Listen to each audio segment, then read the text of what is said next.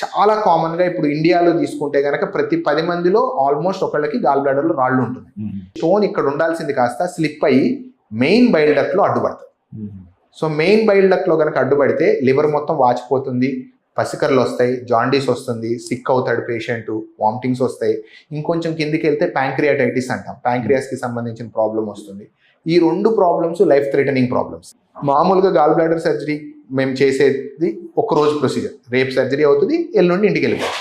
అలాంటిది ఈ ప్రాబ్లమ్స్లో కనుక రెండిటిలో ఏదైనా ఒక దాంట్లో కనుక ల్యాండ్ అయ్యారు అంటే ట్రీట్మెంట్ అనేది 2 నుంచి 3 నెలలు పడుతుంది, పేషెంట్ని కోల్పోయే ఛాన్స్ కూడా ఉంటుంది. సో గాల్ బ్లాడర్లో రాళ్ళు ఉన్నాయి అని కనుక మనకు తెలిస్తే, రాదర్ దాన్ ఇప్పుడు ఉన్నాయి అనే ప్రాబ్లం కంటే కూడా ఫ్యూచర్లో అది క్రియేట్ చేయబోయే నాన్ సెన్స్ని గుర్తించి ఆపరేషన్ చేయించుకొని దాన్ని తీపిచ్చేసుకోవాల్సిందే. మీరు తీసుకునే అదే మందులు, అదే నాణ్యమైన మందులు మెడ్ ప్లస్ బ్రాండ్స్ పై సగం ధరకే.